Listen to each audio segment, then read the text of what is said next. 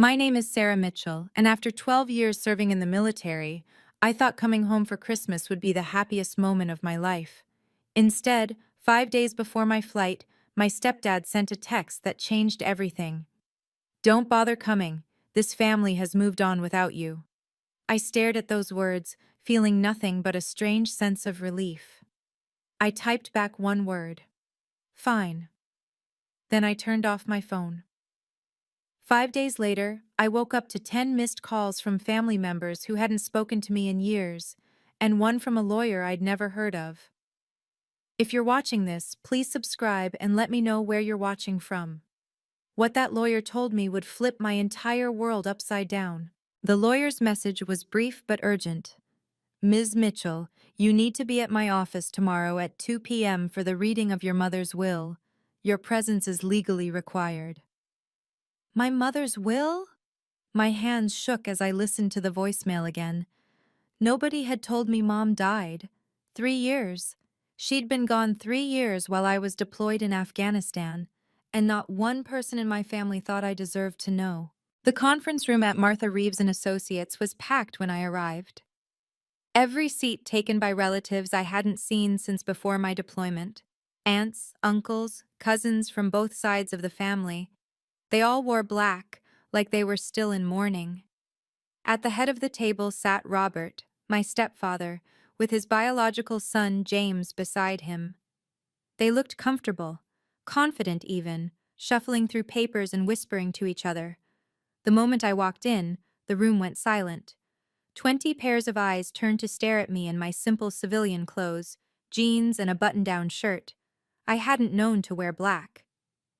"What the hell is she doing here?" James stood up, his chair scraping against the floor. Robert's face went from smug satisfaction to pure shock. You got my message. I told you not to come." "I'm not here for Christmas," I said, taking the only empty seat, directly across from them. "I'm here for my mother." The tension in the room was thick enough to cut. Relatives whispered behind their hands, some pointing at me, others shaking their heads. Robert's sister loud enough for everyone to hear. The nerve of her, showing up after abandoning poor Linda. Martha Reeves entered then, a dignified woman in her 60s carrying an old leather briefcase. She looked directly at me and nodded. "Good, we can begin." Before Martha could open her briefcase, Robert stood up, adjusting his expensive suit jacket. "Martha, I think there's been a mistake. Sarah isn't family anymore. She made that choice when she left." The words stung, but I'd heard worse. You see, I wasn't Robert's biological daughter. Mom married him when I was 8, after my real father died in a construction accident. From day one, Robert made sure I knew my place in his family. While James got everything handed to him, private schools, a BMW for his 16th birthday, full college tuition, I got lectures about not expecting handouts and reminders that I should be grateful for having a roof over my head. "She's not even real family," James added, that same sneer he'd perfected in high school. "Just some kid Mom felt sorry for." Martha looked at them calmly. "Sarah Mitchell is specifically named in the will. She has every legal right to be here." "Legal right?" Robert laughed bitterly. "She didn't even come to the funeral. 3 years, Martha. 3 years Linda was gone, and where was her precious daughter? Playing soldier in the desert." What they didn't mention, what they'd never admit, was that they deliberately didn't tell me Mom was sick. I found out later from her old friend Carol that Mom had been in hospice for 2 months. 2 months when I could have taken emergency leave, could have said goodbye. But every email I sent home got the same response from Robert. "Everything's fine. Your mother's fine. Focus on your duty." The last time I'd seen Mom was at the airport, the day I deployed. She'd hugged me so tight, whispered, "I'm so proud of you, baby girl. You're stronger than all of them combined." I thought she meant surviving the war. Now I wondered if she meant surviving this family. "Sarah chose her career over her mother," Robert announced to the room, playing to his audience. "She abandoned Linda when she needed her most, and now she shows up wanting money? It's disgusting." Several relatives nodded in agreement. Robert's brother muttered something about ungrateful children these days. Even some of Mom's relatives looked at me with disappointment. The narrative had been set. I was the absent daughter who'd chosen strangers in uniform over my dying mother. I stayed silent. In the military, you learn when to speak and when to let others reveal themselves. Robert was doing a fine job of the latter. Martha cleared her throat, but Robert wasn't finished with his performance. Linda was heartbroken, he continued, his voice cracking with practiced emotion. Every holiday, every birthday, she'd set a place for Sarah. And nothing, not even a phone call. That was a lie so bold it took my breath away. I'd called every Christmas, every Thanksgiving, every birthday. Robert always answered, always said Mom was resting or not feeling up to talking. I'd sent letters, packages, flowers for Mother's Day. Where did they all go? Remember Mom's last birthday? James jumped in, sensing blood in the water. She kept asking where Sarah was. It was pathetic. My fingernails dug into my palms under the table. They'd held my mother's funeral while I was in Afghanistan, serving my country, and no one, not one person in this room, thought to send me a Red Cross message. I found out through Facebook 3 weeks after she was buried, from a distant cousin's posted photo of the headstone. That's enough, Martha said firmly. We're here to execute Linda Mitchell's last wishes, not to litigate family grievances. Family, Robert scoffed. Sarah made it clear we weren't her family when she enlisted. Couldn't wait to get away from us. He wasn't entirely wrong about that part. I had wanted to leave. After years of being treated like an unwelcome guest in my own home, the military offered something this family never did: respect earned through merit, not blood. While James failed out of his third college and moved back home at 25, I was earning commendations and rank through actual achievement. But none of that mattered to the people in this room. To them, I was the ungrateful adopted daughter who'd abandoned her sick mother for a uniform and a steady paycheck. They didn't know about the nights in Afghanistan when I'd stare at Mom's photo, planning all the things we'd do when I got home. They didn't know I'd already put in for early separation when I got that text from Robert 5 days ago, telling me not to come home for Christmas. The lawyer's call had changed everything. Whatever was in that will, whatever Mom had planned, it was important enough that Martha had tracked me down through military channels. Shall we begin? Martha asked again, pulling out a sealed envelope from her briefcase. Robert's eyes fixed on it like a hawk eyeing prey. Before we proceed, Martha said, setting down the sealed envelope, I need to make something clear. This is a legally binding document, properly witnessed and notarized. Any attempts to contest it will be met with the full force of my firm's resources. Robert shifted uncomfortably. The original will was straightforward. Everything to the surviving spouse. Linda and I agreed. There's a codicil, Martha interrupted, added 2 weeks before Linda's passing. The room erupted. James jumped up again. That's impossible. Mom wasn't in her right mind at the end. The cancer, the medications. Linda was of completely sound mind, Martha said coolly.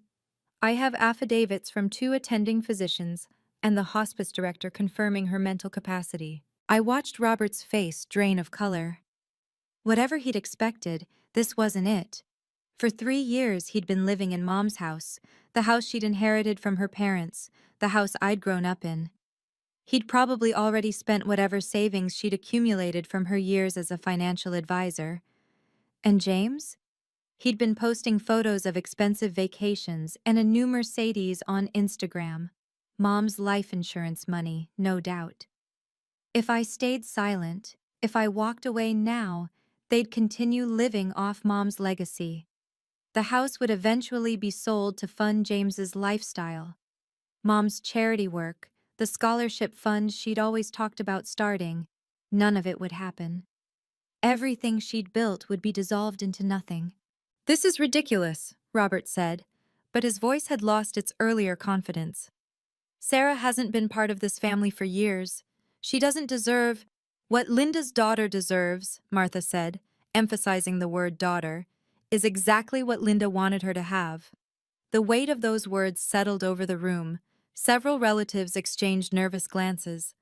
Robert's sister was no longer whispering. Even James had gone quiet, staring at that sealed envelope like it might explode. If you've ever been treated like an outsider in your own family, hit that like button. And if you want to know what happened when the will was finally read out loud, make sure you're subscribed with notifications on. Trust me, what comes next is something none of us saw coming. Let me know in the comments if you've ever dealt with family inheritance drama. Now, let me tell you what happened when Martha finally opened that envelope. You shouldn't be here, Robert said, turning to me directly. The lawyer invited me, I replied, keeping my voice level. You're not even real family, James spat. We'll see about that. See about what? Robert stood up, planting his hands on the table. You think you can waltz in here? I was summoned, I cut him off. By whose authority? By Linda's, Martha interjected. The room buzzed with whispers. Aunt Patricia, Mom's sister, leaned forward.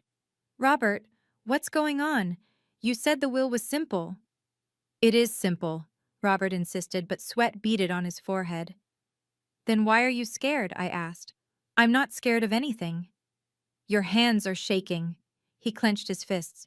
You have some nerve. I have every right to be here, I said. Rights? James laughed. You gave up your rights. Did I? When? When you left, Robert's voice cracked. I served my country.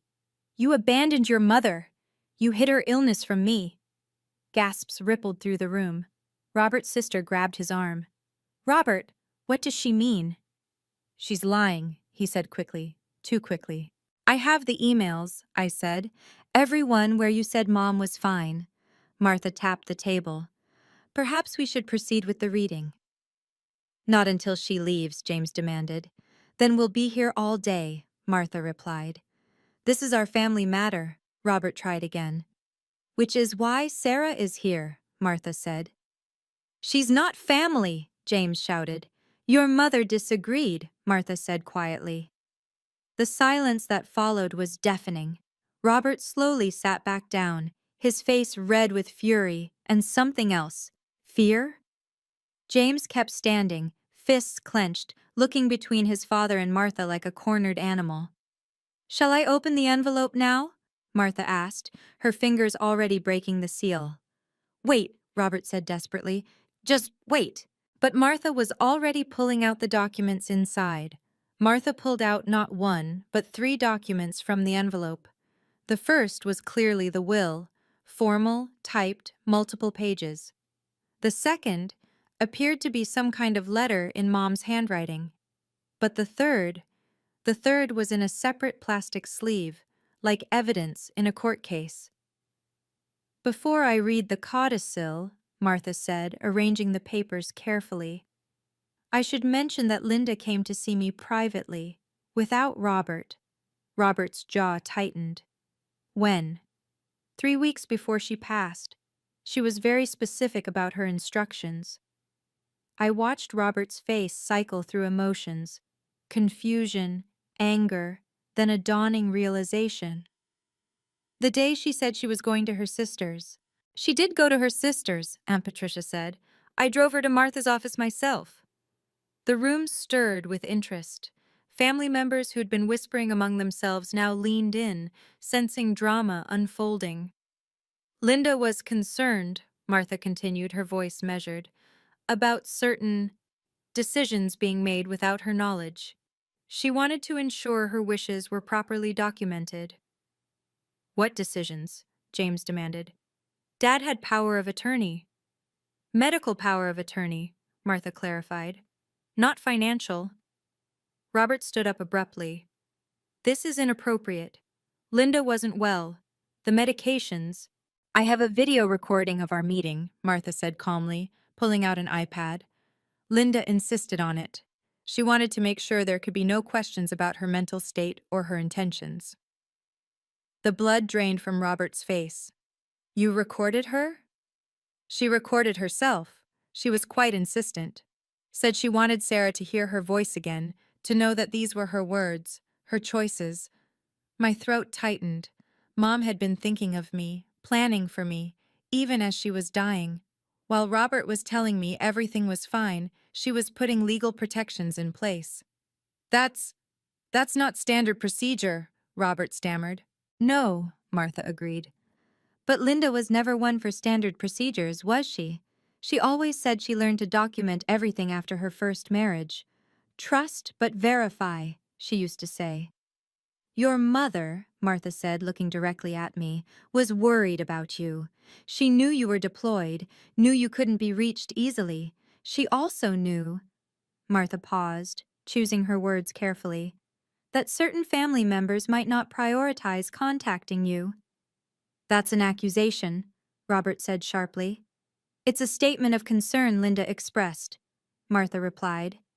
She specifically asked me to locate you through military channels if necessary. She didn't even know where Sarah was stationed, James protested. She knew exactly where I was, I said quietly. We emailed every week. That's impossible, Robert said. I managed her email when she got too sick. He stopped, realizing what he'd just admitted. The room went very still. You managed her email? Aunt Patricia asked slowly. Robert, did you read Linda's messages? I was helping her, he said defensively. She could barely type. But she could record a video? I asked. Martha pulled something else from her briefcase, a small stack of printed emails. Linda brought these to our meeting, emails from Sarah that were never answered. She found them in the deleted folder. My chest tightened. All those unanswered messages. All those times I'd wondered if Mom had forgotten about me. She also brought these, Martha continued, producing another stack. Emails from Robert to various family members sent from Linda's account, saying Sarah had chosen not to come home. Gasps echoed through the room. Uncle Pete, Mom's brother, stood up. Robert, you told us Sarah didn't want to see Linda. You said she'd written Linda off. I was protecting Linda, Robert said, but his voice was losing strength. Sarah's visits would have upset her. Or, Martha said, they would have interfered with certain financial arrangements you were making. She tapped the third document, still in its plastic sleeve.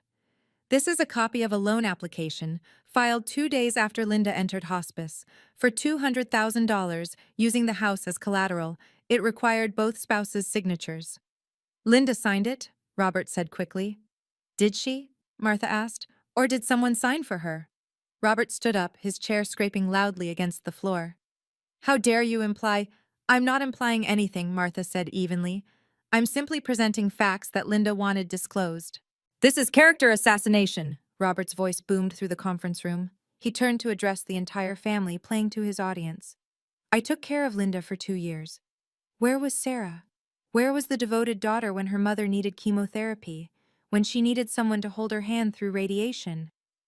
In Afghanistan, I said quietly, serving our country, following orders. Following orders, Robert repeated mockingly. That's always your excuse, isn't it? You chose strangers over family. You chose a uniform over your mother. Robert, Aunt Patricia warned, but he was building momentum. Do you know what Linda said every night? He pointed at me, his fingers shaking with rage or performance. She'd ask, why doesn't Sarah call? And I'd have to make excuses for you. I'd have to lie to spare her feelings. You deleted my emails, I said. You abandoned her. He slammed his hand on the table. Several relatives jumped. You left a sick woman to chase some misguided hero complex, playing soldier while your mother was dying. That's enough, Uncle Pete said, but Robert wasn't done. She wasn't even here for Linda's last breath, he announced to the room. Her mother died calling her name. And where was Sarah? 10,000 miles away, choosing duty over family. The words hit like physical blows. Some relatives were crying now. Others looked at me with a mixture of pity and judgment. James smirked from his seat, enjoying the show. Sarah didn't even know Linda was dying, Aunt Patricia said suddenly. I asked you repeatedly if you'd told her, Robert. You always said you had. I was protecting Linda from disappointment, Robert said, but his righteous anger was starting to crack. Or protecting your loan application, Martha said quietly. The room erupted, family members talking over each other, some defending Robert, others demanding explanations. Through it all, Robert kept his eyes on me, and in them I saw something beyond anger. I saw fear, real fear. Should we watch the video now? Martha asked, her finger hovering over the iPad screen. Linda was very clear about when it should be played. James stood up, his designer suit catching the light. This is ridiculous. Mom wasn't in her right mind. The cancer had spread to her brain. That's a lie, Aunt Patricia said sharply. The cancer never reached her brain.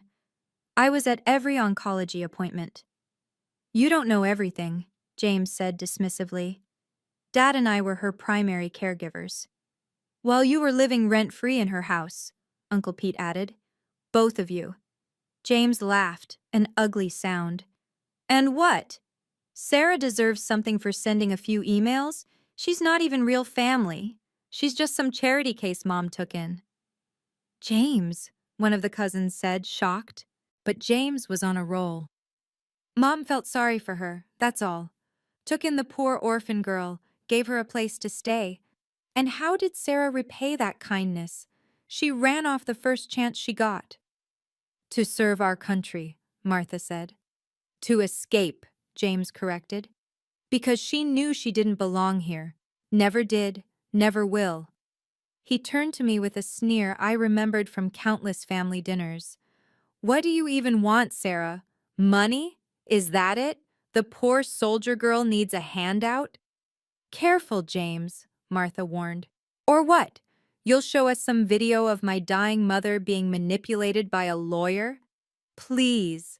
He pulled out his wallet, made a show of counting bills. Here's $5,000. Take it and go. It's more than you deserve. Then, he threw the money on the table. The bills scattered across the polished wood. The room went silent, everyone staring at the cash like it was something poisonous. That's generous of you, I said calmly, not touching the money, considering you've been spending Mom's life insurance for 3 years. That money was for funeral expenses, a funeral you didn't tell me about. You wouldn't have come anyway. I wasn't given the choice. Robert stepped forward. Take the money, Sarah. Take it and leave. You have no place here. I looked around the room, at the relatives who'd believed Robert's lies, at the cousins who'd unfriended me on social media, at the family that had erased me. Then I looked at Martha, who gave me the slightest nod. I think, I said, we should hear what Mom had to say. Can you believe the audacity? If this is making your blood boil, you're not alone. Share this video with someone who needs to hear about standing up to family bullies. And stick around, because the will reading is about to expose secrets that Robert desperately wanted to keep buried. Comment below. Would you have walked out or stayed to fight? Now, let me tell you what was in my mother's video message. Martha turned the iPad toward the room and pressed play. My mother's face filled the screen, and my heart stopped. She was thinner than I remembered, wearing a soft blue cardigan I'd sent her for her birthday. But her eyes, those warm brown eyes, were clear and determined. My name is Linda Mitchell, she began, her voice stronger than her frail appearance suggested. Today is November 15th, 2021. I am of sound mind and body, despite my terminal diagnosis. I'm recording this because I need my daughter Sarah to know the truth. Robert reached for the iPad. Turn it off. No, Martha said firmly, and several family members echoed her. Mom continued. I know Robert hasn't told Sarah I'm dying. I found the deleted emails, the unreturned calls. I know he's been telling everyone that Sarah abandoned me. That's a lie. Gasps filled the room. Aunt Patricia covered her mouth with her hand. Sarah doesn't know I'm sick because Robert has been intercepting our communication. He has his reasons. A loan he needs me to sign, life insurance policies he's already spending in his mind. But I won't let him steal my daughter's inheritance along with her chance to say goodbye. This is manipulated, Robert shouted. She was on morphine. But Mom kept talking.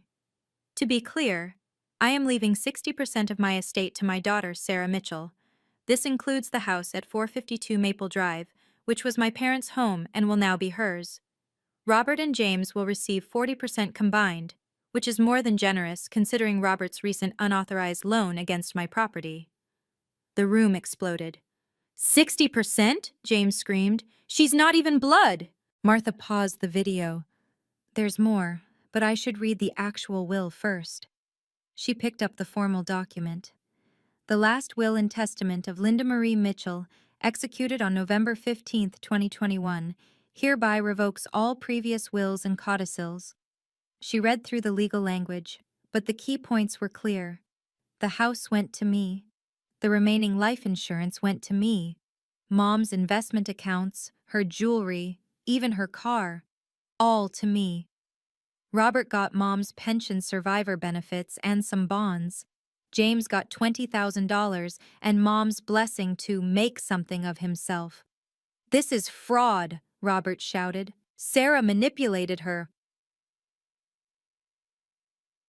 Sarah was in Afghanistan, Martha said coolly, verified by military records. She had no contact with Linda after Robert began intercepting communications in September 2021. Then you manipulated her, Martha smiled thinly. I simply followed my client's wishes. Everything was witnessed by Dr. Harrison and Dr. Patel from the hospice, plus a court-appointed advocate for terminal patients. Would you like to see their affidavits? Martha resumed the video.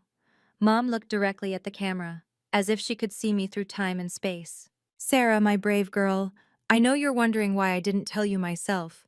Robert monitors everything now, my phone, my email, even my visitors.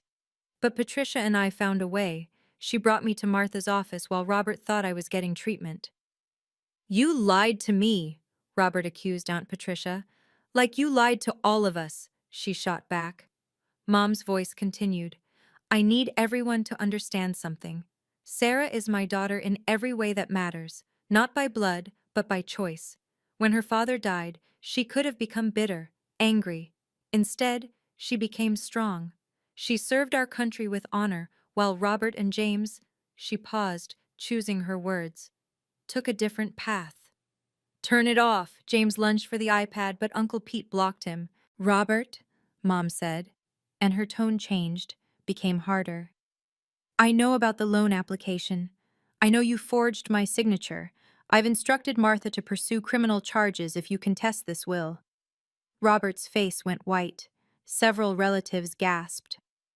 I also know about the money you took from my retirement account, $43,000, supposedly for my treatment, but the receipts show otherwise. James's Mercedes, your gambling debts, that ridiculous boat you bought last summer while I was in chemotherapy. Mom, James whispered, as if she could hear him. James, Mom continued, you're 35 years old. You've never held a job for more than 6 months. You've lived off me your entire adult life. The $20,000 I'm leaving you is a chance to start over. Don't waste it. She looked back at the camera, and tears ran down her weathered cheeks. Sarah, I'm so proud of you. You became the woman I always hoped you'd be. Strong, independent, honorable. The house is yours, baby. Come home when you're ready. Make it a place of love again, not the prison Robert turned it into. I want you to know, Mom's voice grew stronger, that I'm adding one condition to Robert and James's inheritance. They must vacate the house within 30 days of the will reading. If they contest any part of this will, they forfeit their entire portion, which will go to the Veterans Foundation in Sarah's name. The video had 1 more minute. Mom held up a photograph. It was of her and me at my basic training graduation. This is my daughter, she said firmly. This is my legacy. And Robert, if you're watching this, know that I forgave you for many things, but keeping my daughter from saying goodbye, that's unforgivable. The screen went dark. The room sat in stunned silence. I stood up slowly, pulling out my phone. Martha, I'd like to formally accept the terms of my mother's will. You can't do this, Robert shouted, but his voice had lost its power. I opened my banking app, showing the screen to Martha. I'm prepared to pay the property taxes immediately. I understand they're 3 months overdue. Robert's mouth fell open. How did you? Public records, I said simply. You haven't paid them since Mom died. Too busy spending her money on other things. Martha slid a stack of documents across the table. These are the transfer papers. Once signed, the house is legally yours, effective immediately. I signed each page with steady hands, the same hands that had signed deployment papers, that had held rifles, that had saluted fallen comrades. When I finished, I looked at Robert and James. You have 30 days to vacate, that's November 20th. This is our home, James protested. No, I said calmly. It was my grandparents' home, then my mother's home, now it's my home. You were guests who overstayed their welcome. Where are we supposed to go? Robert demanded. I pulled out a business card from my wallet, my military JAG lawyer. My attorney can discuss rental agreements if you'd like to stay as tenants. Market rate for a 4-bedroom house in this neighborhood is $2,800 a month. You want us to pay you rent? James was incredulous. Or you can find somewhere else to live. Your choice. Sarah, Aunt Patricia said softly, are you sure about this? Mom was sure, I replied. That's enough for me. Martha pulled out more papers. There's also the matter of the fraudulent loan. The bank has been notified that Linda's signature was forged. They'll be pursuing separate action. You can't prove that, Robert said weakly. Actually, Martha said, Linda provided a handwriting sample to a forensic analyst before she passed. She wanted to make sure you couldn't steal any more from Sarah's inheritance. Uncle Pete stood up.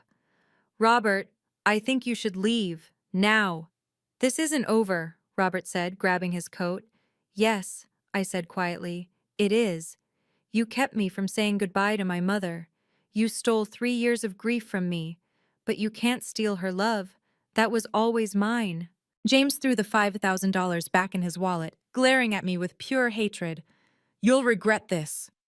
No, I said. I'll heal from this. As Robert and James headed for the door, Martha called out, Mr. Mitchell, don't forget, any attempt to remain in the property past the 30 days, any damage to the house, any missing items, and you forfeit your inheritance entirely. Robert stopped but didn't turn around. His shoulders were shaking with rage.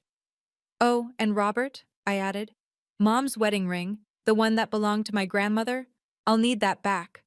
He spun around. That's mine. We were married. Check the will, Martha said. All jewelry specifically goes to Sarah, including the wedding ring that belonged to Sarah's maternal grandmother. I don't have it, he said. Then you have 48 hours to find it, Martha replied, or we add theft to the fraud charges. After they left, the room remained quiet. Then one by one, relatives began approaching me. Some apologized for believing Robert's lies. Others simply hugged me. Aunt Patricia was crying. We should have known, she said. Linda talked about you constantly. She was so proud. Robert always had an excuse for why you couldn't visit, why you didn't call. We should have questioned it. He was convincing, I said. He convinced me I wasn't welcome. Uncle Pete shook his head. Your mother would be proud of how you handled this, like a true soldier. Like her daughter, I corrected. Martha handed me a small key. This is for Linda's safety deposit box. She wanted you to have it privately after everything was settled. I pocketed the key, wondering what other secrets Mom had protected. There's one more thing, Martha said, pulling out a final envelope. Linda wrote you a letter. She asked me to give it to you personally, not to read it in front of everyone. I took the envelope with trembling hands. My name was written across it in Mom's careful script. The house will need to be legally transferred, utilities switched to your name, Martha continued. I can handle all of that if you'd like. Thank you, I said, for everything, for finding me. Your mother was a remarkable woman, Martha said. She knew exactly what she was doing. She protected you even when she couldn't reach you. As the relatives filed out, several asked if I'd be moving back to town. Yes, I said. I'm done running. Mom wanted me to come home, and I'm finally ready. The last to leave was Aunt Patricia. Sunday dinners, she said. Linda always hosted Sunday dinners. Maybe you could continue that tradition? I'd like that, I said, and meant it. 3 weeks later, I stood in the doorway of my childhood home, watching Robert and James load the last of their belongings into a rental truck. They'd found an apartment across town, a two-bedroom unit that cost more than the rent I'd offered them. Pride, it seemed, was expensive. The neighborhood had been buzzing with gossip since the will reading.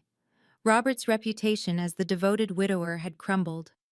3 families from Mom's church reached out to say they'd also noticed discrepancies in stories Robert told about my absence. The church ladies who'd brought casseroles during Mom's illness now crossed the street when they saw him. James lost his job at the car dealership the week after the will reading. Turns out his boss was a veteran who didn't appreciate how James had treated a service member. Bad for business, he'd said, according to the town gossip. But the real justice came from an unexpected source. The bank's fraud investigation revealed Robert had taken out 3 credit cards in Mom's name after her death. Federal charges were pending. His lawyer, not Martha obviously, was expensive. That 40% inheritance would barely cover his legal fees. I'd already started renovating Mom's room, turning it back into the sunny space I remembered from childhood. Robert had painted it a depressing gray, but underneath, the yellow walls Mom loved were still there, just covered up, like everything else he'd tried to hide. The safety deposit box had contained more than money. There were photos from my deployment that I'd sent her, each one carefully labeled with dates and locations, letters I'd written that Robert had intercepted, and a journal where she'd documented every lie Robert told, every deleted email she'd discovered, every day she'd waited for me to call. "I know you'll come home," she'd written in the last entry. "And when you do, you'll understand that love isn't about blood or marriage certificates. It's about choosing each other, again and again, even when the world tries to tear you apart." I'd also found her life insurance policy, the real one, not the one Robert had been collecting on, but a separate policy she'd taken out years ago with me as the sole beneficiary. $500,000, enough to establish the Linda Mitchell Veterans Foundation, providing housing assistance for female veterans. Robert drove past one last time that evening, slowing down as he passed the house.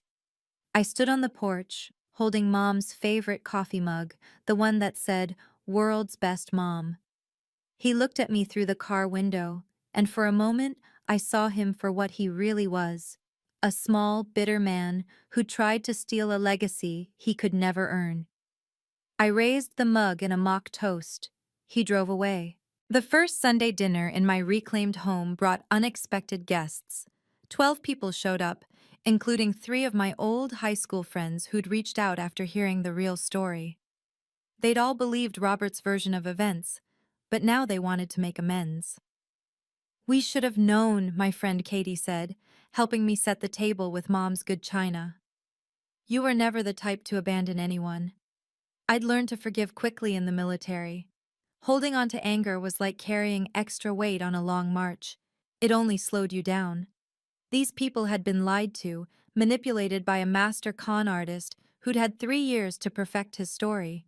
What I couldn't forgive was the time stolen from me. 3 years of grieving I'd never gotten to do properly. The military had offered me bereavement leave when I finally learned of Mom's death, but by then, what was the point? The funeral was over, the grave already weathered. So I created my own closure. I visited Mom's grave every morning for a month, telling her about Afghanistan, about the soldiers I'd served with, about the pride I'd felt wearing my uniform. I told her about finding her letters, about the house restoration, about the foundation in her name. "I met someone," I told her one morning, placing fresh sunflowers on her headstone. "Another veteran. She runs a nonprofit for homeless vets. We're partnering with the foundation." The transformation wasn't just in the house or my life, it rippled outward. Aunt Patricia started questioning other stories Robert had told over the years. She discovered he'd been siphoning money from their father's estate too, claiming expenses that never existed. Another lawsuit was brewing. James tried reaching out once, sending a text asking if we could start over. I responded with a simple no. Some bridges, once burned, weren't meant to be rebuilt. But the most significant change came from an unexpected source. Martha called me one afternoon with news. 3 other families have come forward. Apparently, Robert pulled similar schemes with 2 previous wives. They want to know if you'll testify. Absolutely, I said without hesitation. The local newspaper picked up the story. Local veteran exposes inheritance fraud ran on the front page. The reporter asked if I wanted to comment on Robert's claim that I was being vindictive. I'm not being vindictive, I told her. I'm being factual. He stole from a dying woman and tried to steal from her daughter.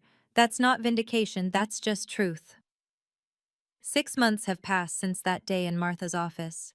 The house is alive again, filled with the sound of Sunday dinners and support group meetings for female veterans. Mom's portrait hangs in the living room, right where she always wanted it, watching over the space she loved. Robert's trial starts next month. James moved to another state, telling everyone he's starting fresh. Maybe he is. That $20,000 Mom left him might have been the push he needed, though I doubt it. Some people are professional victims, and James wore that title like a badge of honor. But this story isn't about them anymore. It's about boundaries and the power of truth. Robert thought he could erase me from my mother's life, but love leaves evidence. Every saved letter, every documented lie, every video message, they all testified to a bond that couldn't be deleted or destroyed. Setting boundaries isn't about revenge. It's about finally choosing yourself. For years, I'd accepted being treated as less than, believing maybe they were right. Maybe I wasn't real family. But Mom knew better. She saw me for who I was, not the orphan girl who needed charity, but her daughter who deserved protection. The house is mine now, legally and emotionally. But more than that, I've reclaimed my story. The narrative Robert crafted, the ungrateful daughter who abandoned her dying mother, has been replaced with the truth. A daughter who loved so deeply that even an ocean and a war couldn't break that connection. If you're reading this because someone in your family has made you feel like you don't belong, know this. Legal documents don't define family, but they can protect you from those who would deny your place in it. Document everything. Trust your instincts. And never let anyone steal your story. Mom was right. Love isn't about blood. It's about choosing each other, again and again. Even when they try to erase you. Even when they say you don't belong.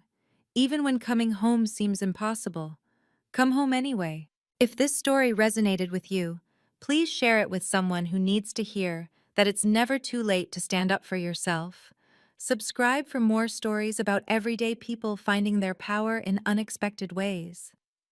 And remember, sometimes the best revenge isn't revenge at all. It's simply living well and letting the truth speak for itself. What boundaries do you need to set in your life? Let me know in the comments below. I read every single one.